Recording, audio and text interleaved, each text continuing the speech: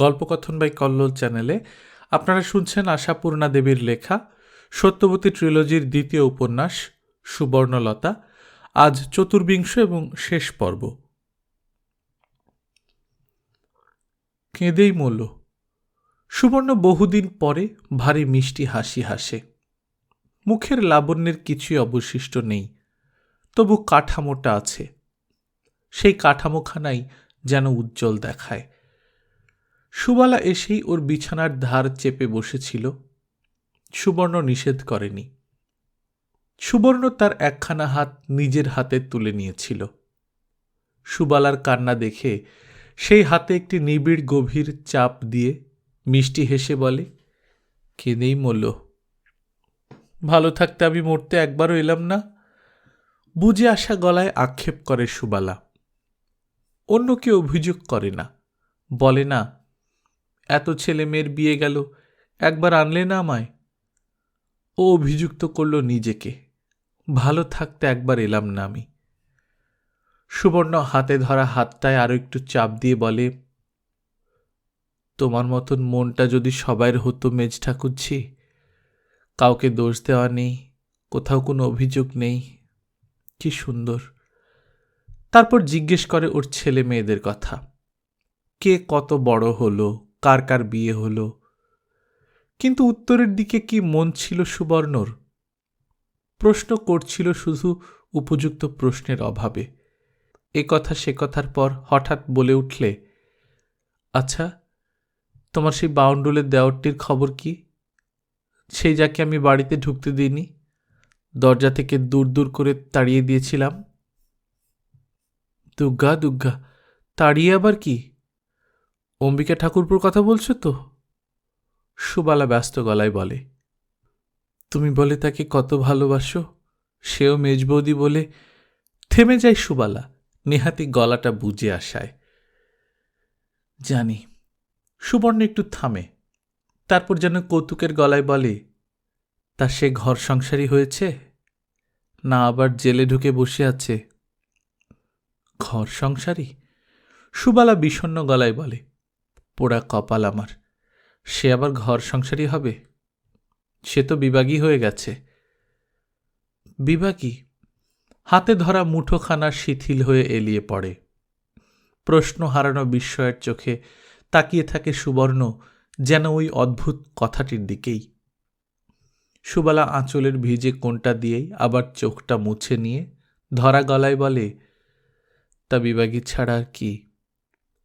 কোথায় কোথায় ঘুরে 9 মাসে 6 মাসে একখানা চিঠি দেয়, পায়ে হেঁটে নাকি ভারত ঘুরছে। তোমাদের নন্দাই বলে, আবার হয়তো লাগবে ব্রিটিশের পেছনে, তাই দল জোগাড় করছে। আমার তা বিশ্বাস হয় না ভাই। গেরুয়াই নেয়নি, নচেত ও তো সত্যি একটা বৈরাগী উদাসীন। এই জগৎ ছাড়া অন্য জগতের মানুষ। নিজের জন্যে কানা করার চিন্তা নেই, অথচ কোথাও কিছু অন্যায় অবিচার দেখলে তো আগুন। সেই যেবার এখানে এসেছিল। হঠাৎ একটু সামলে নেয় সুবালা।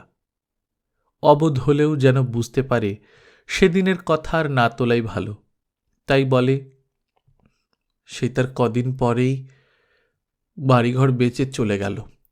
বলে গেল, এই ভারতবর্ষে বাংলাদেশের মতো অভাগা দেশ আরো কটা আছে দেখব। মনে মনে তাই ভাবি মেজবউ, মেয়ে মানুষ হয়ে জন্মেছিস, গরাদে ভরা আছিস, কি আর করবি? তুই যদি ব্যাটার ছেলে হতি, নির্ঘাত ওই অম্বিকা ঠাকুরপুর মতন হতিস। সংসার বন্ধনে বেঁধে রাখা যেত না তোকে। সেরেফ কোন দিন জগৎ দেখব বলে পথে বেরিয়ে পড়তিস। মিস ঠাকুরঝি, সুবর্ণ যেন আর্তনাদ করে ওঠে। সুবর্ণ আবার ওর হাতটা চেপে ধরে, আর সুবর্ণর সেই আর্তস্বরটা যেন দেয়ালে দেয়ালে ধাক্কা খেয়ে আস্তে ঝরে পড়ে। এই কথা ভাবো তুমি, অথচ কদিনই বা দেখলে তুমি আমাকে? যারা জীবনভর দেখল। সুবালা বুদ্ধিহীন কিন্তু অনুভূতিহীন নয়, তাই সেই ঝরা স্বরের মৃদু মূর্ছনার উপর আর কথা চাপায় না। শুধু চুপ করে বসে থাকে, অনেকক্ষণ বসে থাকে। তারপর অনেকক্ষণ পর সেই নীরবতা ভেঙে উদ্বিগ্ন গলায় বলে, হাতটা যে তোমার বড্ড ঘামছে মেজবউ। ওই ঘামটাই হলো শেষ উপসর্গ। দুদিন দুরাত্রির শুধু ঘামছে, হাত থেকে কপাল, কপাল থেকে সর্বাঙ্গ, মুছে শেষ করা যাচ্ছে না। তা হয়, সকলেরই শুধু মরণকালে এরকম হয়, যেন ঘামটাই জানান দিয়ে বলে, পৃথিবীর জ্বর ছাড়ছে তোমার এবার। যেদি রোগী নিয়ে ভুগেছে এতদিন সবাই, চিকিৎসা করতে পারেনি সমারোহ করে, আর এখন তার জেদ মানা চলে না। এখন অভিভাবকদের হাতে এসে গেছে রোগী। অতএব দুদিনেই 200 কাণ্ড। যেখানে যত বড় ডাক্তার আছে সবাইকে একবার এনে হাজির করাবার পণ নিয়েছে যেন সুবর্ণলতার ছেলেরা। কদিন আগেই মানুকে চিঠি লেখা হয়েছিল, শেষ অবস্থা দেখতে চাও তো এসো। মানু এসে পড়ল ইতিমধ্যে, আর চিকিৎসার তোড়জোড়টা সেই বেশি করল। বিয়ের ব্যাপারে মাকে মনক্ষুণ্ণ করেছিল, সে বোধটা ছিল একটু। এসে একেবারে এমন দেখে বড় বেশি বিচলিত হয়ে গেছে, তাই বুঝি ত্রুটি পূরণ করতে চায়। প্রথমটা অবশ্য প্রবোধ অনুমতি নিয়েছে। সামনে এসে হুমড়ি খেয়ে বলেছে, আর জেদ করে কি হবে মেজবউ, চিকিৎসা করতে দাও। তুমি বিনি চিকিৎসায় চলে যাবে, এ আফসোস রাখবো কোথায়। মেজবউ ওই ঘামের অবসন্নতার মধ্যেও যেন একটু হাসে। আফসোস রাখবার জায়গা ভেবে কাতর হচ্ছ, তবে তো এই জেদ ছাড়তেই হয়। কিন্তু আর লাভ কি? লাভের কথা কি বলা যায়? মেজবউকে এতগুলো কথা বলতে দেখে যেন ভয়টা কমে আসে প্রবোধের। তাহলে হয়তো সত্যি নিদানকাল নয়, সাময়িক উপসর্গ। নাড়ি ছেড়ে গিয়েও বেঁচে থাকে কত লোক। তাই ব্যস্ত হয়ে বলে, লাভের কথা কি বলা যায়? চামড়া ফুঁড়ে ওষুধ দেবার যে ব্যবস্থা হয়েছে, আজকাল তাকে নাকি মন্তরের মতো কাজ হয়। চামড়া ফুঁড়ে? সুবর্ণ এবার একটু স্পষ্ট হাসি হাসে। নীল হয়ে আসা ঠোঁটের সেই হাসিটা কৌতুকে ঝলসে ওঠে। তা দাও। পাওয়া গেল অনুমতি, অতএব চলল রাজকীয় চিকিৎসা। পরে আবার আফসোস রাখবার জন্য জায়গা খুঁজতে হবে না সুবর্ণলতার স্বামী পুত্রকে। শুধু চিকিৎসাতেই নয়, শেষ দেখা দেখতে আসার সমারোহ কম হল না। প্রবোধের 3 কুলে যে যেখানে ছিল, প্রবোধের এই দুঃসময়ের খবরে ছুটে এলো সবাই। খবরদাতা বুধো কাঁদতে কাঁদতে বাড়ি বাড়ি গিয়ে বলে এলো, মেজ জেঠিকে সত্যই বড় ভালোবাসত ছেলেটার ছেলেবেলায়। সময়ের ধুলোয় চাপা পড়ে গিয়েছিল সেই অনুভূতি। হঠাৎই শেষ হয়ে যাচ্ছে খবরটা যেন উড়িয়ে দিয়ে গেল সেই ধুলো। তা বুধো বলেছে বলেই যে সবাই আসবে তার মানে ছিল না। বুধো যদি নিজের মার শেষ খবরটা দিয়ে বেড়াত, কজন আসত? সুবর্ণলতা বলেই এসেছে। এটা সুবর্ণলতার ভাগ্য বই কি, এত কার হয়। তা সুবর্ণলতার দিকে যে এরা সারা জীবন তাকিয়ে দেখেছে। ভাগ্য সুবর্ণকে মগডালে তুলেছে, অথচ নিজে সেখান থেকে আছড়ে আছড়ে মাটিতে নেমে নেমে এসে ঘূর্ণিঝড় তুলেছে। এ দৃশ্য একটা আকর্ষণীয় বই কি। তাই তাকিয়েছে সবাই। আর যার দিকে সারা জীবন তাকিয়ে থেকেছে, তার তাকানোটা জীবনের মতো বন্ধ হয়ে যাবার সময় দেখবার স্বাদ কার না হয়। আসেনি শুধু তাদের কেউ, যেখান থেকে সুবর্ণ নামের একটা ঝকঝকে মেয়ে ছিটকে এসে এদের এখানে পড়েছিল। তাদেরকে খবর দিতে যাবে, তাদের কথা কার মনে পড়েছে? কে বলতে পারে খবর পেলেও আসত কিনা? সেখানে তো অনেকদিন আগেই মৃত্যু হয়েছে সুবর্ণর। কিন্তু প্রবোধের গোষ্ঠীও তো কম নয়, তাতেই বিরাম নেই এই 2 দিন। এসে দাঁড়াচ্ছে, প্রয়োজনের অতিরিক্ত চিৎকারে রোগিণীকে সম্বোধন করে আপন আপন আবির্ভাব সম্পর্কে অবহিত করে দিতে চাইছে। তাদের জানার জগতে মৃত্যুকালে কার কার এমন ঘাম হয়েছিল সেই আলোচনা করছে সেই ঘরে বসে, এবং রোগিণীর জ্ঞান চৈতন্য নেই ধরে নিয়ে হা হুতাশ করছে। তবে সকলেই কি? ব্যতিক্রম আছে বই কি। পুরুষেরা সবাই একরকম নয়। এদিক থেকে খবর নিয়েও বিদায় নিচ্ছে অনেকে। জিজ্ঞেস করছে, কথা কি একেবারে বন্ধ হয়ে গেছে? চোখ কি একেবারে খুলছেন না? গঙ্গাজল আছে তো হাতের কাছে? তুলসী গাছ নেই বাড়িতে? শুভানুধ্যায়েরই কথা, কিন্তু স্বভাব যায় না মোলে এই কথাটা সত্যি বই কি। নইলে মৃত্যুর হাতে হাত রাখা মানুষটাও কারুর শত ডাকেও চোখ খুলছে না, আবার কারুর এক ডাকেই টেনে টেনে খুলছে চোখ। ময়লা কাপড়, ছেঁড়া গেঞ্জি পরা আধবুড়ো দুলো যখন কাছে এসে ফুঁপিয়ে বলে উঠল, মেজুমামি, তখন তো আবার কথাও বেরোলো গলা থেকে, অস্পষ্ট, তবু শোনা গেল, পালাও, মারবে। তা এ অবশ্যই প্রলাপের কথা। এক আধটা অমন ভুল কথা বেরোচ্ছে মুখ থেকে, তবে ঠিক কথাও বেরোচ্ছে। বিরাজের বর যখন এসে বসেছিল মাথার কাছে, বিরাজ চেঁচিয়ে বলেছিল, মেজবউ, দেখো কে এসেছে। তখন আস্তে হাত দুটো জড়ো করবার বৃথা চেষ্টায় একবার কেঁপে উঠে বলেছিল, নমস্কার। ভুলটা বাড়ল রাত্রের দিকে। সারা রাত্রির ধরে কত কথা যেন কইল, কত যেন শপথ করল, আবার একবার প্রবোধের দিকে তাকিয়ে স্পষ্টই বলল, ক্ষমা। ক্ষমা চাইল না ক্ষমা করে গেল? কে বলে দেবে সেই রহস্য? যার কাছে ছিল তারা অবশ্য ধরেই নিল ক্ষমা চাইল। অনেক দৌরাত্ম তো করেছে স্বামীর ওপর, কিন্তু তারপর এসব কথা কেন বলছে প্রলাপের মধ্যে? বলেছিলাম আর চাই না, যাবার সময় বলে যাচ্ছি, চাই এই দেশেই, মেয়ে মানুষ হয়েই। শোধ নিতে হবে না? কে জানে কি চাইছিল সে, কিসের শোধ নেবার শপথ নিচ্ছিল? প্রলাপ, প্রলাপের আর মানে কি? সারা রাত জমে মানুষের যুদ্ধ চলল। রাত্রি শেষে যখন পূব আকাশে দিনের আলোর আভাস দেখা দিয়েছে, তখন শেষ হল যুদ্ধ। পরাজিত মানুষ হাতের ওষুধের বড়ি আছড়ে ফেলে দিয়ে চিৎকার করে উঠল। বিজয়ী যম নিঃশব্দে অদৃশ্য পথে অন্তর্হিত হল জয়লব্ধ ঐশ্বর্য বহন করে। ছড়িয়ে পড়ল ভোরের আলো, তুলে দেয়া হল বারান্দা ঘেরা ত্রিপল আর চিক। দক্ষিণের বারান্দার পূব কোণ থেকে আলোর রেখা এসে পড়ল বিছানার ধারে। মৃত্যুর কালিমার উপর যেন সৌন্দর্যের তুলি বুলিয়ে দিল। সুবর্ণলতার শেষ দৃশ্যটি সত্যি বড় সুন্দর আর সমারোহের। এ মৃত্যুতে দুঃখ আসে না, আনন্দই হয়। কেন হবে না? যদি কেউ জীবনের সমস্ত ভোগের ডালা ফেলে রেখে দিয়ে পৃথিবী থেকে বিদায় নিতে বাধ্য হয়, তার মৃত্যুটা শোচনীয়, সে মৃত্যু দুঃখের।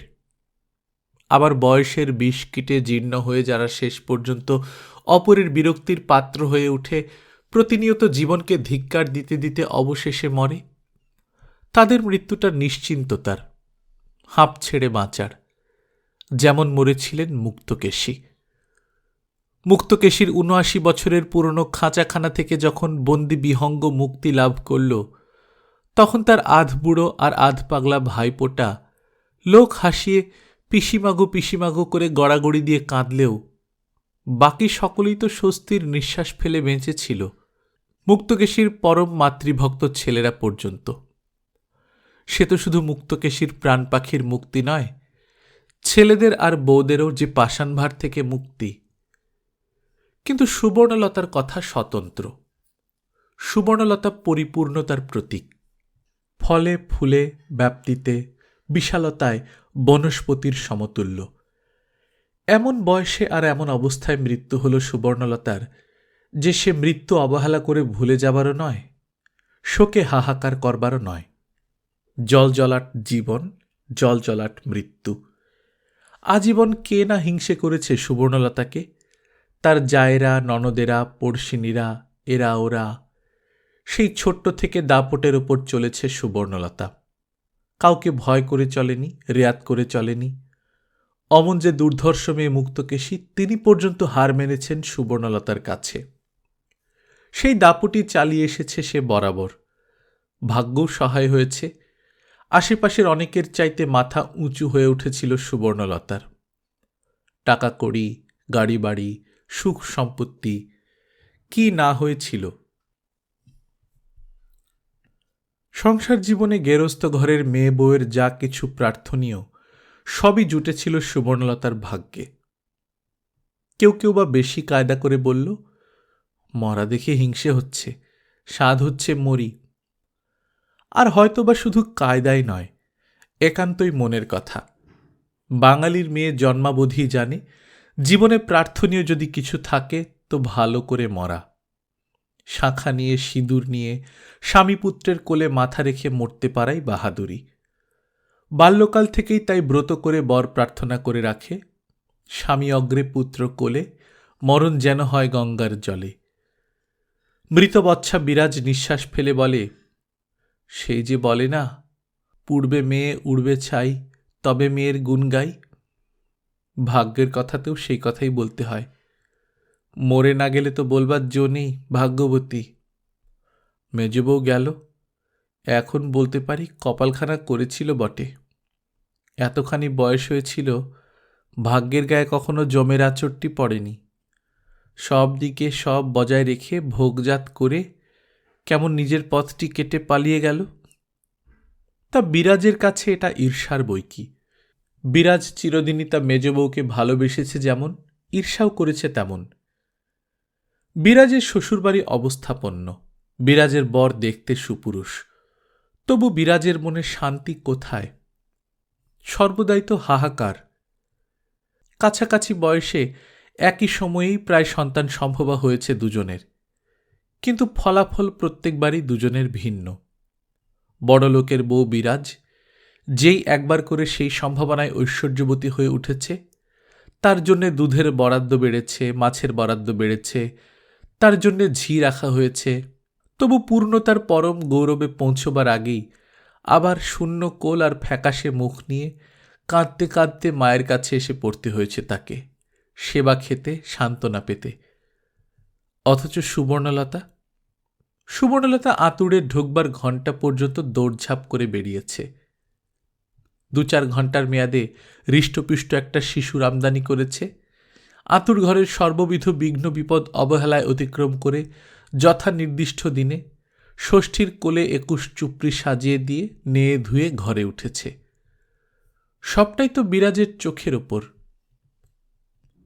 বিরাজ তো গহনা কাপড় ঝলমলিয়ে এসে বসত, শ্বশুরবাড়ির মহিমার গল্পে পঞ্চমুখ হতো, বাপের বাড়ির সমালোচনায় তৎপর হতো, আর তারপর ভাইপো ভাইঝিদের কোলে কাঁখে টেনে তাদের হাতে টাকা গুঁজে দিয়ে নিঃশ্বাস ফেলে গাড়িতে গিয়ে উঠত।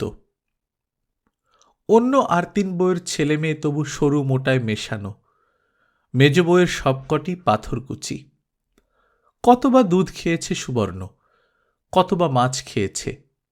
গেরস্থ ঘরের 4টে বউয়ের একটা বউ, আর সব বউ কটাই তো একযোগে বংশবৃদ্ধির দায়িত্ব পালন করে চলেছে। উমাশশী সব আগে শুরু করেছিল, সব শেষে ছোট বউ বিন্দুর সঙ্গে সারা করেছে। তবু ওদের 3 জনের কোনো না কোনো সময়ে কিছু না কিছু ঘটেছে। শুধু অটুট স্বাস্থ্যবতী মেজ বউয়ের জেওজ ঘরে কখনো চির খায়নি। সে কথা নতুন করে মনে পড়ল বিরাজের। এসেছিল উমাশশী, গিরিবালা, বিন্দু। সুবর্ণলতার মরণ দেখে হিংসে করল তারাও। বলল, ভাগ্যি বটে, 16 আনার ওপর 18 আনা। তার সাক্ষী দেখো, 4 ভাইয়ের মধ্যে মেজবাবুই বংশ ছাড়া, গোত্র ছাড়া। চিরটাকাল মেজগিন্নির কথায় উঠেছেন বসেছেন। আর শুধুই কি স্বামী ভাগ্য, সন্তান ভাগ্য নয়? ছেলেগুলি হীরের টুকরো, মেয়েগুলি গুণবতী। ভাগ্যবতী ভাগ্য জানিয়ে মরলেও তেমনি টুপ করে। টুপ করে কথাটা অবশ্য অত্যুক্তি, স্নেহের অভিব্যক্তিও বলা চলে। তবু বলল। বড় মেয়ে চাঁপাও কেঁদে কেঁদে আক্ষেপ করতে লাগল। কর্পূরের মতো উপে গেল মা, প্রাণ ভরে 2 দিন নাড়তে চাড়তে অবসর দিলে না। ছেলের বউরা অবশ্য বড় ননদের আক্ষেপে মনে মনে মুচকি হাসল, কারণ ঝাড়া হাত পা গিন্নিবান্নি হয়ে যাওয়া চাঁপাকে অনেকবার তারা খোসামত করে ডেকেছে মাকে একটু দেখতে। শাশুড়ি বউদের দূরে রাখতেন, যদি মেয়ে এলে ভালো লাগে। চাঁপা তখন আসতে পারেনি, চাঁপা তখন ফুরসত পায়নি। চাঁপার সংসার জ্বালা বড় প্রবল। তখন চাঁপার শাশুড়ির চোখে ছানি, পিস শাশুড়ির বাত, খুড়শ্বশুরের উদরী, দেওরপোদের হাম পান বসন্ত, নিজের ছেলেদের রক্ত আমাশা, হুপিং কাশি, তাছাড়া চাঁপার ভাসুরঝির বিয়ে, ভাসুরপুর পৈতে, ভাগ্নির সাধ, মামা শ্বশুরের শ্রাদ্ধ, আর সর্বোপরি চাঁপার বরের মেজাজ। পান থেকে চুন খসবার জো নেই। গামছাখানা এদিক ওদিক থাকলে রাক্ষসের মতো চেঁচায়, তামাকটা পেতে একটু দেরি হলে ছাদ ফাটায়। চাঁপা অতএব মাতৃসেবার পুণ্য অর্জন করতে পেরে ওঠেনি। ভাইয়েরা যখনই ডেকেছে, চাঁপা তার সংসারের জ্বালার ফিরিস্তি আউড়ে অক্ষমতা জানিয়েছে। তাছাড়া চাঁপা কোনো কালেই এটাকে বাপের বাড়ি ভাবে না। চাঁপার সত্যিকারের টান তো দর্জিপাড়ার গলির সেই বাড়িটার উপর, যে বাড়ির ছাতের সিঁড়ি আর গাঁথা হল না কোনোদিন। তবে চাঁপা সে অভাব অনুভব করেনি কখনো, সুবর্ণলতার মেয়ে হয়েও না। চাঁপার প্রিয় জায়গা রান্নাঘর, ভাঁড়ার ঘর, ঠাকুমার ঘর, জেঠির ঘর। চাঁপা ওইটাকেই বাপের বাড়ি বলে জানত। চাঁপা সংসার জ্বালা থেকে ফুরসত পেলে ওইখানে এসে বেরিয়ে যেত। হয়তো সেটাই স্বাভাবিক। চাঁপার পক্ষে এই বাড়িকে আপন বলে অনুভবে আনার আশাটাই অসঙ্গত। এই বাড়ির কোথাও কোনোখানে চাঁপা নামের একটা শিশুর হামাগুড়ি দেওয়ার ছাপ আছে কি? চাঁপা নামের একটা বালিকার পদচিহ্ন? এই বাড়িতে চাঁপার অস্তিত্ব কোথায়? দর্জিপাড়ার বাড়িটা চাঁপার অস্তিত্বে ভরা। তার প্রতিটি ইট চাঁপাকে চেনে, চাঁপাও চেনে প্রতিটি ইট কাঠকে। চাঁপা তাই বাপের বাড়ি আসবার পিপাসা জাগলেই চেষ্টা যত্ন করে চলে আসতো ওই দর্জিপাড়ার বাড়িতেই। ফেরার দিন হয়তো একবার মা বাপের সঙ্গে দেখা করে যেত।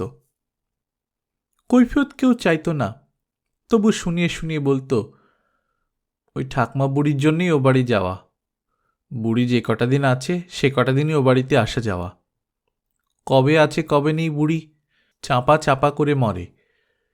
ঠাকুমা মল্লে বলেছে মল্লিকাটার জন্যে যাই। সুবর্ণলতা কোনোদিন বলেনি, তা তো কৈফিয়তি বা দিচ্ছিস কেন? আমি তো বলতে যাইনি তুই ও বাড়িতে 5 দিন কাটিয়ে এই বাড়িতে 2 ঘন্টার জন্য দেখা করতে এলি কি বলে? সুবর্ণলতা শুধু চুপ করে বসে থাকত। সুবর্ণলতা হয়তো কথার মাঝখানে বলতো, জামাই কেমন আছেন? বলতো, তোর বড় ছেলের এবার কোন ক্লাস হলো? চাঁপা সহজ হতো, সহজ হয়ে বাঁচত। তারপর শ্বশুরবাড়ির নানান জ্বালার কাহিনী গেয়ে চলে যেত। আবার কোনোদিন ও বাড়ির খাবার দালানে গড়াগড়ি দিতে দিতে চাঁপা এই বাড়ির সমালোচনায় মুখর হতো। তখন সমালোচনার প্রধান পাত্রী হল চাঁপারই মা। মায়ের নবাবী, মায়ের বিবিয়ানা, মায়ের গোব্রাহ্মণে ভক্তিহীনতা, মায়ের ছেলের বউদের আদিক্ষেতা দেওয়া, আর কোলের মেয়েকে আশকারা দেওয়ার বহর, এই সবই হল চাঁপার গল্প করবার বিষয়বস্তু। চাঁপা সুবর্ণলতার প্রথম সন্তান। চাঁপা সুবর্ণলতাকে বউ হয়ে থাকতে দেখেছে, অথচ দেখেছে তার অনমনীয়তা, আর দেখেছে বাড়িশুদ্ধ সকলের বিরূপ মনোভঙ্গি। চাঁপার তবে কোন মনোভাব গড়ে উঠবে? তাছাড়া মায়ের নিন্দাবাদে দর্জিপাড়ার সন্তোষ, মায়ের সমালোচনায় দর্জিপাড়ার কৌতুক, মায়ের ব্যাখ্যানায় ওখানে শুয়ো হওয়া, এটাও তো অজানা নয় চাঁপার।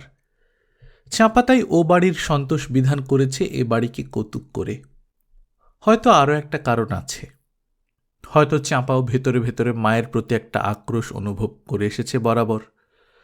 চাঁপার শ্বশুরবাড়ির শাসন একেবারে পুলিশি শাসন। লোহার জাঁতার নিচে থাকতে হয় চাঁপাকে। তাই চাঁপা মায়ের সেই চিরদিনের বেপরোয়া অনমনীয়তাকে ঈর্ষা করে, মায়ের এই এখনকার স্বাধীনতাকে ঈর্ষা করে। চাঁপার মনে হয় চাঁপার বেলায় মা চাঁপাকে যেমন তেমন করে মানুষ করেছে, কখন একখানা ভালো কাপড় জামা দেয়নি, অথচ এখন ছোট মেয়ের আদরের বহর কত, কাপড়ের ওপর কাপড়, জ্যাকেটের ওপর জ্যাকেট। চাঁপা ক্রুদ্ধ হয়েছে, অভিমানাহত হয়েছে, কিন্তু এখন চাঁপা কেঁদে কেঁদে আক্ষেপ করছে, কর্পূরের মতো উপে গেলে মা একটু নাড়বার চাড়বার অবকাশ দিলে না। হয়তো এই মুহূর্তের ওই আক্ষেপটাও সত্য, ওই কান্নাটুকু নির্ভেজাল। তবু ভাই বউরা মনে মনে হাসল।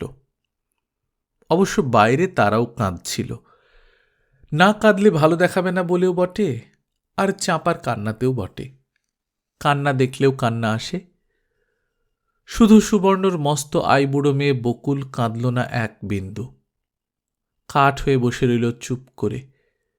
বোধহয় অবাক হয়ে ভাবল, জ্ঞানাবধি কোনোদিনই যে মানুষটাকে অপরিহার্য মনে হয়নি, সেই মানুষটা চোখ বোঝার সঙ্গে সঙ্গে এমন করে পায়ের তলার মাটি সরে যাচ্ছে কেন?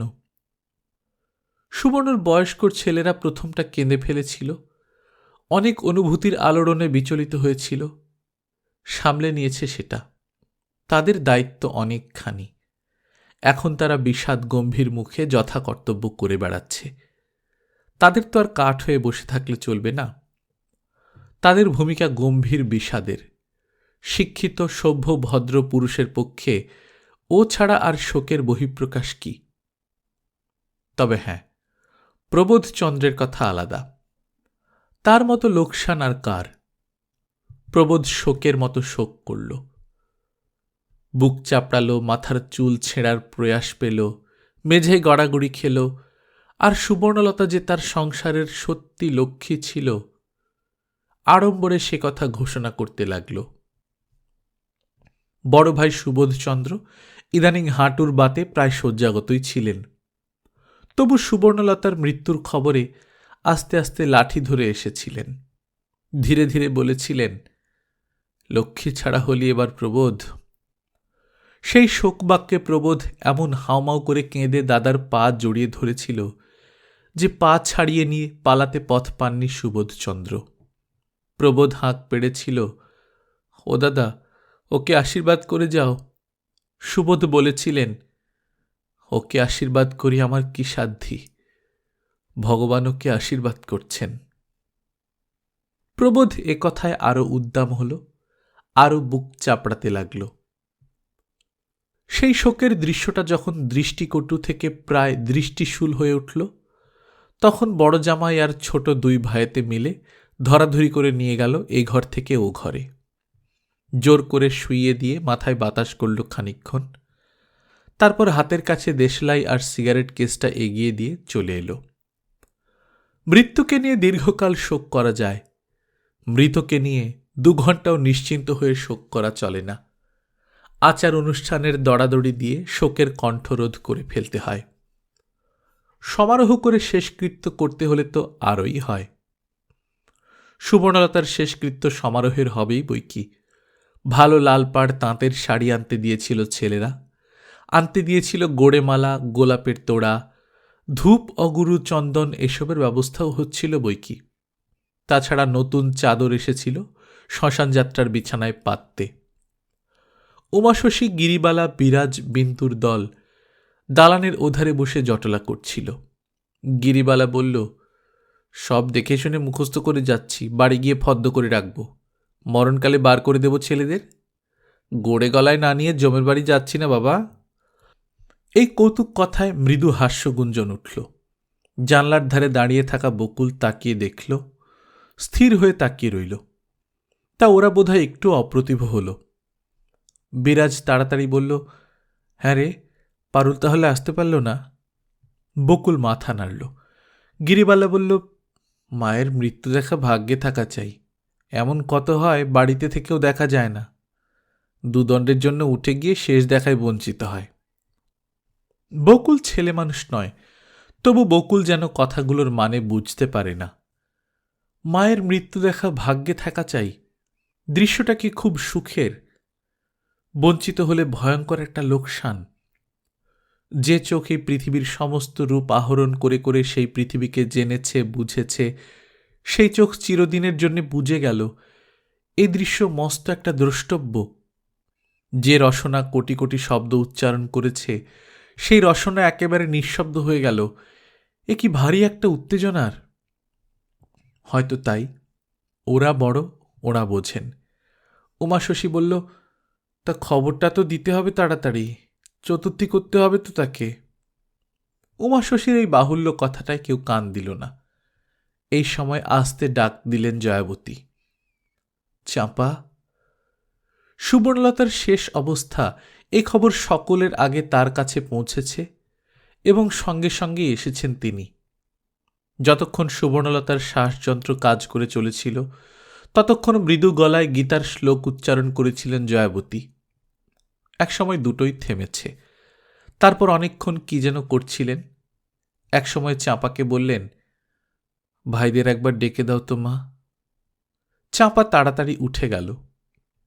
ও বাড়ির জেঠিমাকে সমীহ সেও করে বইকি, বিলক্ষণই করে। জয়াবতীর শ্বশুরবাড়ির গোষ্ঠীর সবাই করে। একে তো সুন্দরী, তার উপর আজীবন কৃচ্ছ সাধনের সুচিতায় এমন একটি মহিমাময়ী ভাব আছে ওর, যে দেখলেই সম্ভ্রম আসে। বড়লোকের মেয়ে, সেই আভিজাত্যটুকুও চেহারায় আছে। ও বাড়ির জেঠি ডাকছেন শুনে ছেলেরা ব্যস্ত হয়ে কাছে এলো। জয়াবতী শান্ত গলায় বললেন, একটি অনুরোধ তোমাদের করব বাবা, রাখতে হবে। সুবর্ণলতার ছেলেরা আরো ব্যস্ত হয়ে বলল, সে কি অনুরোধ কি বলছেন, আদেশ বলুন। জয়াবতী একটু হাসলেন। আচ্ছা, আদেশই। বলছিলাম তোমার মায়ের জন্যে কালো ভোমরাপাড়ের গরদ একখানি আর একখানি ভালো পালিশের খাট নিয়ে আসতে। ওর বড় সাধ ছিল, পারবে? শুনে ছেলেরা অবশ্য ভেতরে ভেতরে চমকে উঠল, কারণ এমন অভাবিত আদেশের জন্য প্রস্তুত ছিল না তারা। এ একেবারে বাজেটের বাইরে। তাছাড়া সবই তো আনতে গেছে, শাড়ি, মালা, খাটিয়া। কিন্তু ঠিক এই মুহূর্তে ওই শান্ত প্রশ্নের সামনে পারব না বলাও তো সোজা নয়। এই উমাশশী জেঠি নয় যে কোনো একটা কথায় ব্যঙ্গ হাসি দিয়ে দমিয়ে দেওয়া যাবে। হ্যাঁ, উমাশশী হলে বলতে পারত তারা শান্ত ব্যঙ্গের গলায়, খাটটা কি শুধুই পালিশের না চন্দন কাঠের? উমাশশী হলে বলতই, কিন্তু ইনি উমাশশী নন। এর ব্যক্তিত্বই আলাদা। এর সামনে ছোট হতে পারা যাবে না, দৈন্য প্রকাশ করতে বাধবে। তবু বাজেটের বিপদও কম নয়। মায়ের চিকিৎসা উপলক্ষে তো কম খরচ হয়ে গেল না। সব টাকা বাড়িতে ঢেলে আর বহুদিন বাড়ি বসে বসে প্রবোধের হাত তো স্রেফ ফতুর। টাকা দিয়ে সাহায্য করতে পারবেন না তিনি। যা করতে হবে ছেলেদেরই হবে, হয়তোবা বড় ছেলেকেই বেশি করতে হবে। তাই বড় ছেলে শুকনো গলায় প্রশ্ন করল, আপনি যদি বলেন তো অবশ্যই আনা হবে জেঠিমা। তবে বলছিলাম কি, ওটা কি করতেই হয়? জেঠি আরো স্নিগ্ধ, আরো ঠান্ডা স্বরে বললেন, করতেই হয় এমন অসঙ্গত কথা বলতে কেন যাব বাবা? এত খরচার ব্যাপার আর কজন পারে? তবে তোমরা তিনটি ভাই কৃতী হয়েছ, তাই বলতে পারছি। সুবর্ণর অনেক দিনের ইচ্ছা ছিল একখানি কালো ভোমরাপাড়ের গরদ শাড়ি পরে আর একখানি ভালো খাট গদিতে শোয়। মন খুলে কথা তো আমার কাছেই কইতো বেশিটা। কতদিন কথা চলে হাসতে হাসতে বলতো, জন্মে কখনো খাটে শুলাম না জয়াদি, মরে যখন ছেলেদের কাঁধে চড়ে যাব একখানা পালিশ করা খাটে শুইয়ে যেন নিয়ে যায় আমায়। জন্মে কখনো খাটে শুলাম না, খাটে জন্মে কখনো? এ আবার কি অদ্ভুত ভাষা! ছেলেরা অবাক হয়ে তাকালো, মনশ্চক্ষে সমস্ত বাড়িখানার দিকেই তাকাল।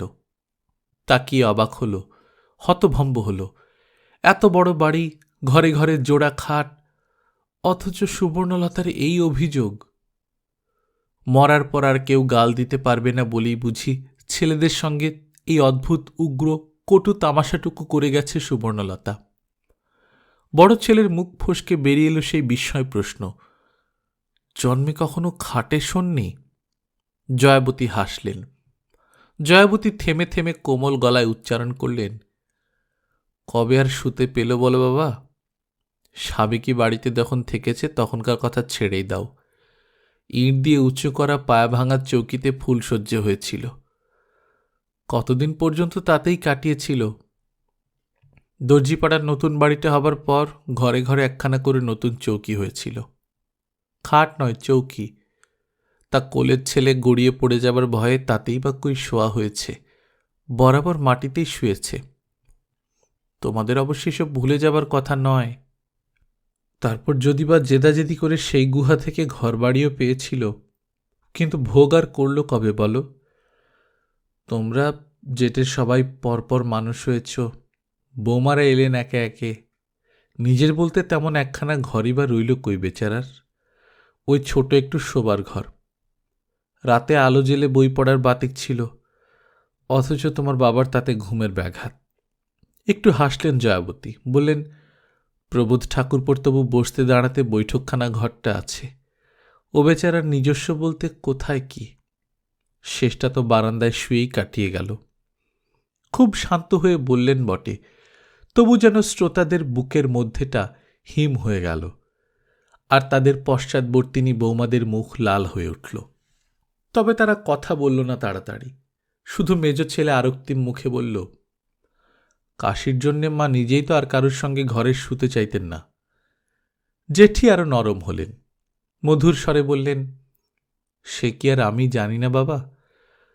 তোমার মাকে তোমরা কোনোদিন অবহেলা করেছ এই কথা পরম শত্রুতেও বলতে পারবে না। বহু ভাগ্যের তোমাদের মতো ছেলে হয়, তবে কিনা মনের স্বাদ ইচ্ছের কথা তোমাদের কাছে আর কি বলবে। আমার কাছেই মনটা খুলতে একটু আধটু, তাই ভাবলাম এইটুকু তোমাদের জানাই। জেঠি বললেন, এইটুকু তোমাদের জানাই। জানার পর আর অজ্ঞতা চলে না, অগত্যাই বাজেট বাড়াতে হলো। মায়ের সাধের কথা ভেবে যতটা না হোক, ধনী দুহিতা জ্ঞাতি জেঠির কাছে নিজের মান রাখতে বটে। তবু বড় ছেলে তার স্ত্রীর কাছে গিয়ে গলা নামিয়ে ভুরু কুঁচকে প্রশ্ন করল, নতুন জেঠিমার কথাটা শুনেছ? বউ উদাস গলায় বলল, শুনেছি। মানেটা ঠিক বুঝলাম না তো, মার গরদের শাড়ি ছিল না? বৌমা গম্ভীর গলায় বলল, মানে আমিও বুঝতে অক্ষম। 3 ছেলের বিয়েতে 3-3খানা গরদ পেয়েছেন কুটুমবাড়ি থেকে। আশ্চর্য, যাক, কিনতেই হবে একখানা। মেজ ছেলে বউয়ের কাছে এলো না, মেজ বউই বরের কাছে এলো। মরা ছুঁয়েছে বলে আর নিজ নিজ শোবার ঘরে ঢোকেনি। ছাদের সিঁড়ির ওধারে ডেকে নিয়ে গিয়ে ব্যঙ্গের গলায় বলল, এই বেলা বলে রাখি, আমার একখানা পুষ্পহার পরবার স্বাদ আছে, দিও সময় মতো, নইলে আবার মরার পর ছেলেদের মুখে কালি দেব। মেজ ছেলে শুকনো মুখে বলল, এটা যেন জেঠিমার ইচ্ছাকৃত ইয়ে বলে মনে হলো, অথচ ঠিক এরকম তো নন উনি। মেজ বউ মৃদু হাসির মতো মুখ করে বলে, কে যে কিরকম সে আর তোমরা বেটা ছেলে কি বুঝবে। জেঠিমার সঙ্গে কত রকম কথাই হতে শুনেছি। তাছাড়া এ অস্ত্রী মানুষকে কালো পাড় শাড়ি পরে শ্মশানে পাঠানো শুনিনি তো কখনো। যাক, যেতে দাও। ওরকম একখানা গরদের কাপড়ে কিরকম আন্দাজ লাগবে বলতে পারো? মেজবউ ভুরু কুঁচকে বলেন, তোমার ঘাড়ি পড়ল বুঝি? মেজ ছেলে বোধ করে একটু লজ্জিত হলো, তাড়াতাড়ি বলল, ঘাড়ে পড়া পড়ি আর কি, একজন কাউকে তো যেতে হবে দোকানে। অবশ্যই খুব ভালো খাপি জমি টমির দরকারই বা কি, নেবে তো এক্ষুনি ডোমে। তা নেহাত ফ্যারফেরে ঝরঝরে জমি হলেও 12-13 টাকার কমে হবে তো মনে হয় না। 12-13? মেজ ছেলে বিচলিতভাবে চলে গেল। একবার নিজে একা টাকাটা বার করলে কি আর পরে ভাইদের কাছে চাওয়া যাবে? তা হোক, কি আর করা যাবে, ত্রুটি না থাকে, কেউ না ভাবে তাদের নজর নেই। দাদা খাটটার ভার নিক। তা সেই ভাগাভাগি করেই খরচটা বহন করল ছেলেরা। বড় ছেলে আনলো পালিশ করা খাট, মেজ ছেলে কালো ভোমরা পাড় গরদ। যে মানুষটাকে যখন তখন ষষ্ঠী মনসায় লাল পাড় গরদ পরে ঘুরে বেড়াতে দেখেছে, তার একখানা কালো পাড় গরদ হয়নি বলে আক্ষেপে মরে যাবে এমন ভাবপ্রবণতা অবশ্য কারো নেই। তবু দেখে শুনে কালো ভোমরা পাড়ই কিনে আনলো। 12-13 কেন, 14 টাকা পড়ে গেল। ঢালা পাড়ের চেয়ে নকশা পাড়ের দাম বেশি কিনা। সেজ ছেলে নিজে মনেই আনলো ফুলের গাদা, আনলো ধূপের প্যাকেট, আনলো গোলাপ জল 1 বোতল। এসব কথা কবে নাকি বলে রেখেছিল সুবর্ণলতা, হয়তো ঠাট্টার ছলেই বলেছিল, তবু সেই হেসে হেসে বলা কথাটাই মনে পড়ে মনটা কেমন করে ওঠা অসম্ভব নয়। সুবর্ণলতার সেজ ছেলে কথা বেশি বলল না, শুধু ধূপের গোছাটা জেলে দিল, শুধু ফুলগুলো সাজিয়ে দিল, আর গোলাপ জলের সবটা ঢেলে দিল। মরার গায়ে গোলাপ জল ঢালা মুক্তকেশীর গোষ্ঠীতে যেই প্রথম, তাতে সন্দেহ কি? মুক্তকেশীরই কি জুটেছিল? জুটেছিল শুধু একটি ফুলের তোড়া। তার মৃত্যুর দিন সুবর্ণই বলেছিল, একটা ফুলের তোড়া কিনে আন বাবা তোদের ঠাকুমার জন্যে, পৃথিবী থেকে শেষ বিদায় নেবার সময় সঙ্গে দেবার তো আর কিছুই থাকে না। বলেছিল এই সেজ ছেলেকেই। হয়তো সেদিনের স্মৃতি মনে জেগেছিল তার, তাই অত ফুল এসেছিল। বিরাজ বলেছিল, মনে হচ্ছে তোদের আমার বিয়ে হচ্ছে, বাসরের সাজ সাজালি মাকে। আমার শ্বশুরবাড়িতেও মরণে এত ঘটা দেখি না। নিজের শ্বশুরবাড়িটাকেই সর্ববিধ আদর্শস্থল মনে করে বিরাজ। গিরিবালা বলল, যা বলেছ ছোট্টাকুচ্ছি, এত দেখিনি বাবা। গিরিবালার বাপের বাড়ির সাবেকি সংসারে এত ফ্যাশন এখনো ঢোকেনি। ওদের বাড়িতে এখনো বাঁশরি ফুলের তোড়া জোটে না তার শ্মশান যাত্রায়। আজন্মের স্বাদ মিটল সুবর্ণলতার। কালো ভোমরা পাড়ের নতুন গরদ পরে রাজকীয় বিছানা পাতা নতুন বোম্বাই খাটে শুলো, আশেপাশে ফুলের তোড়া, গলায় গোড়ে মালা, পায়ে পরানো আলতার নুটি নিয়ে কাড়াকাড়ি পড়ে গেল। মাথায় সিঁদুরের কণিকা প্রসাদ পাবার জন্যে হুড়োহুড়ি বাঁধল। কেবলমাত্র নিজের বউ মেয়েরাই তো নয়, এসেছে ভাসুরপো বউ, তার দেওরপো বউদের দল, এসেছে যা ননদ, পাড়াপড়শি, বেয়ান কুটুম। সুবর্ণলতার শেষ যাত্রা দেখতে তো লোক ভেঙে পড়েছে। এসেছে ধোবা, গয়লা, নাপতিনি, ঘুঁটেয়ালি, সবাই। সকলেই অসংকোচে ধুলো কাদা পায়ে উঠে এসেছে দোতলায়, উঁকি ঝুঁকি মারছে সব দেহের আশেপাশে। এটা বাড়ির লোকের পক্ষে বিরক্তিকর হলেও এই সময় নিষেধ করাটা শোভন নয়। এরাও যে তাদের ময়লা কাপড়ের খুঁটে চোখ মুছে বলছে, এমন মানুষ হয় না। চিরকাল বলেছে, এখনো বলল, এমন মানুষ হয় না। এখন আর কোনোখানে কেউ বলে উঠল না, তা জানি, ঘর জ্বালানে পর ভোলানে যে। মৃত্যু সকলকে উদার করে দিয়েছে, সভ্য করে দিয়েছে। আসন্ন সন্ধ্যার মুখে সুবর্ণলতার শেষ চিহ্নটুকু পৃথিবী থেকে লুপ্ত হয়ে গেল। চিতার আগুনের লাল আভা আকাশের লাল আভায় মিশল। ধোঁয়া আর আগুনের লুকোচুরির মাঝখান থেকে সুবর্ণলতা যে কোন ফাঁকে পরলোকে পৌঁছে গেল, কেউ টের পেল না। মানু বলল, এটা হোক, যা খরচ লাগে আমি বেয়ার করব। মানুর দাদারা বলল, তা যদি করতে পারো আমাদের বলবার কি আছে, ভালোই তো। প্রবোধ হাউমাউ করে কেঁদে বলল, কর বাবা, কর তোরা, তাই আত্মাটা শান্তি পাবে তার। এই সবই তো ভালোবাসত সে। কে জানে মানুর এই সদিচ্ছা তার অপরাধবোধকে হালকা করে ফেলতে চাওয়া কিনা, অথবা অনেকটা দূরে সরে গিয়ে মা সম্পর্কে তার মনের রেখাগুলো নমনীয় হয়ে গিয়েছিল কিনা। নিত্য সংঘর্ষের গ্লানিতে যে জীবন খণ্ড ছিন্ন অসমান বলে মনে হয়, দূর পরিপ্রেক্ষিতে সেই জীবনই একটি অখণ্ড অসম্পূর্ণতা নিয়ে উজ্জ্বল হয়ে ওঠে বিস্তৃতির মহিমায়, ব্যাপ্তির মহিমায়। নিতান্ত নিকট থেকে যে আগুন শুধু দাহ আর উত্তাপের অনুভূতি দেয়, দূরে গেলে সেই আগুনই আলো যোগায়। দূরত্বেই সম্ভ্রম, দূরত্বেই প্রত্যয়। শ্রাদ্ধের শেষে ওই যে এনলার্জ করা ফটোখানা দেয়ালে ঝুলল অবিনশ্বর একটি প্রসন্ন হাসি মুখে ফুটিয়ে, ওই ছবির বংশধরেরা কি কোনোদিন সন্দেহ করবে এই হাসিটুকু কেবল ফটোগ্রাফারের ব্যগ্র নির্দেশের ফসল? মানু হয়তো দূরে চলে গিয়ে তার মায়ের রুক্ষ অসমান কোণগুলো ভুলে গিয়ে শুধু স্থির মসৃণ মূর্তিটাই দেখতে পেয়েছিল, কিন্তু পেল বড় দেরিতে। আর তখন কিছু করার ছিল না মানুর। তাই মানু ভেবেচিন্তে ওই কথাটাই বলল, কাঙালি খাওয়ানো হোক এই উপলক্ষে, খরচটা সে একাই বহন করবে। তবে আর বলার কি আছে, তা খরচ আর ঝঞ্ঝাট পুরোটার ভারী নিক। তা নিল মানু। অতএব সুবর্ণলতার শ্রাদ্ধে কাঙালি ভোজন হল। অনেক কাঙালি এলো, আহুত, বরাহুত, অনাহুত, কাউকেই বঞ্চিত করল না এরা। আশা করল সুবর্ণলতার বিগত আত্মা পরিতৃপ্ত হল এতে। বিশ্বাস রাখল ছেলেদের আশীর্বাদ করছে সুবর্ণলতা আকাশ থেকে। পরদিন মানু চলে গেল বউকে বাপের বাড়ি রেখে দিয়ে। ছুটি ফুরিয়েছে তার।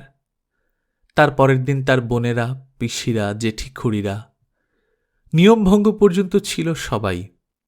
মিটল তো সবই। শুধু পারুল আসেনি এই বিরাট উৎসবে। পারুলের আসবার উপায় ছিল না।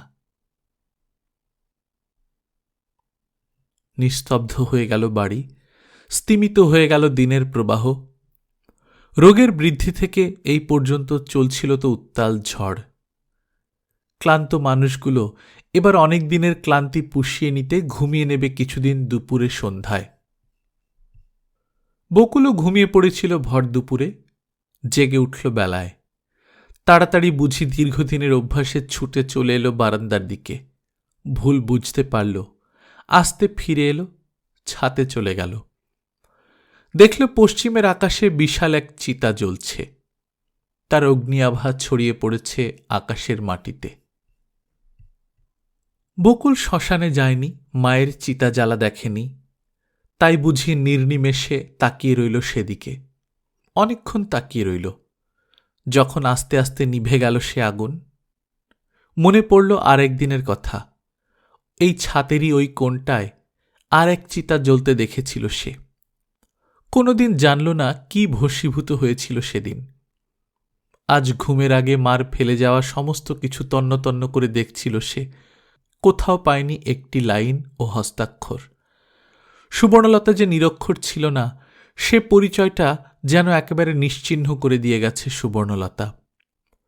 বকুল ছাতের সেই চিতার কোণটায় বসে রইল অন্ধকারে।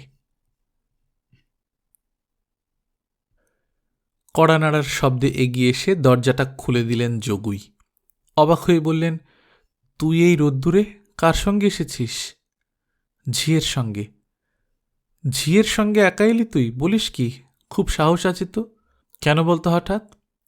বকুল আসতে বলে, জ্যাঠামশাই আপনার প্রেসটা দেখতে এলাম।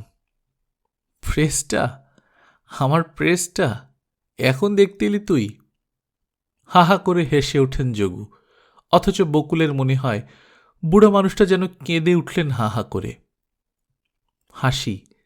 হাসি থামিয়ে যোগু কথাটা শেষ করেন, প্রেস আর নেই, প্রেস তুলে দিয়েছি। তুলে দিয়েছেন? হ্যাঁ হ্যাঁ, ও তুলে দেয়াই ভালো। যোগু হঠাৎ অন্যদিকে মুখ ঘুরিয়ে দাঁড়ান, জোরে জোরে বলেন, কে অত ঝামেলা পোহায়? ওই যে শূন্য ঘরখানা পড়ে আছে দাঁত খিচিয়ে। বকুল মুহূর্ত কয়েক স্তব্ধ থেকে বলে, আচ্ছা জ্যাঠামশাই, যেসব বই ছাপা হয় তার পাণ্ডুলিপিগুলো সব ফেলে দেয়া হয়? যোগু সন্দিগ্ধ গলায় বলেন, কেন বল দেখি? এমনি জানতে ইচ্ছে করছে। যোগু তেমনি গলাতেই বলেন, এমনি না তোর মার সেই খাতাটা খুঁজতে এসেছিস? না এমনি। বলুন না আপনি, থাকে না? থাকে, ছিল। যোগু হঠাৎ চেঁচিয়ে ওঠেন, গুদম ঘরে সব ডাঁই করে পড়েছিল, আদি অন্তকালের সব। ওই বেটা নিতাই, দুধকলা দিয়ে কালসাপ পুষেছিলাম আমি। প্রেস উঠিয়ে দিলাম দেখেই যেখানে যা ছিল ঝেঁটিয়ে শিশি বোতলওয়ালাকে বেচে দিয়েছে। শুনেছিস কখনো এমন কাণ্ড? দেখেছিস এমন চামার? আমিও তেমনি দিয়েছি দূর করে। আর হোক দিকিনি এ মুখো। আয় বসবি, আয়। না থাক, আজ যাই। সে কি রে, এই এলি রোদ ভেঙে বসবি না? আরেকদিন আসবো জ্যাঠামশাই। হেঁট হয়ে প্রণাম করে বকুল জ্যাঠাকে। যোগু ব্যস্ত হয়ে সরে দাঁড়ান, থাক থাক, বুড়ি ঘুমোচ্ছে, দেখা হলো না। বকুল বোধহয় ভুলে আরও একবার প্রণাম করে জ্যাঠাকে, তারপর বলে, যাচ্ছি তবে। যাচ্ছিস? চল, না হয় আমি একটু এগিয়ে দিই। না না, দরকার নেই, আপনি বুড়ো মানুষ এই রোদ্দুরে। তবে যা, সাবধানে যাস। আপনি বুড়ো মানুষ এই অপমান গায়ে মেখেও দাঁড়িয়েই থাকে যোগু দরজায়। শেকলটা টেনে দিয়ে বেরিয়ে পড়েন না, সঙ্গে সঙ্গে গটগট করে। তার মানে বকুলের কথাই ঠিক, বুড়ো হয়ে গেছেন যোগু। বকুল রাস্তায় নামে। হঠাৎ ঘুরে দাঁড়িয়ে বুঝি সেই দাঁত খিচনো ঘরটার উদ্দেশ্যেই মনে মনে একটা প্রণাম জানিয়ে মনে মনেই বলে, মাগো, তোমার পুড়ে যাওয়া, হারিয়ে যাওয়া লেখা না লেখা সব আমি খুঁজে বার করব। সব কথা আমি নতুন করে লিখব। দিনের আলোর পৃথিবীকে জানিয়ে যাব অন্ধকারের বোবা যন্ত্রণার ইতিহাস। যদি সে পৃথিবী সেই ইতিহাস শুনতে না চায়, যদি অবজ্ঞার চোখে তাকায়, বুঝব আলোটা তার আলো নয়, মিথ্যে জৌলুসের ছলনা। ঋণ শোধের শিক্ষা হয়নি তার এখনো।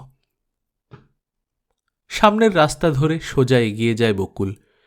পিছু পিছু আসা দেহরক্ষিণীটার কথা ভুলে গিয়ে। গল্পকথন বাই কল্লোল চ্যানেলে আপনারা শুনছিলেন আশাপূর্ণা দেবীর লেখা সত্যবতী ট্রিলজির দ্বিতীয় উপন্যাস সুবর্ণলতা। আজ ৪র্বিংশ পর্বের মাধ্যমে শেষ হয়ে গেল। আমরা নিয়মিত গল্প পাঠ করে শোনাচ্ছি। এই ট্রিলজির প্রথম গল্প প্রথম প্রতিশ্রুতি আমাদের এই চ্যানেলে অলরেডি আপ করা আছে। আপনারা যারা শোনেননি শুনে দেখতে পারেন, আশা করছি আপনাদের ভালো লাগবে। আর এই ট্রিলজির সর্বশেষ উপন্যাস যেটা বকুল কথা, চেষ্টা করব সামনে কোনো সময় আপনাদেরকে পড়ে শোনাতে। আন্তরিক কৃতজ্ঞতা জানাতে চাই আমাদের চ্যানেলের যারা জয়েন করে চ্যানেলের মেম্বার আছেন ইউটিউবে, এবং যারা প্যাট্রিয়নে আমাদের সাপোর্ট করেন তাদেরকেও আন্তরিক কৃতজ্ঞতা। গল্পপাঠ ভালো লাগলে বন্ধুদের সঙ্গে শেয়ার করবেন, নিজে ভালো থাকবেন, আশেপাশের লোকজনকে ভালো রাখবেন। টাটা।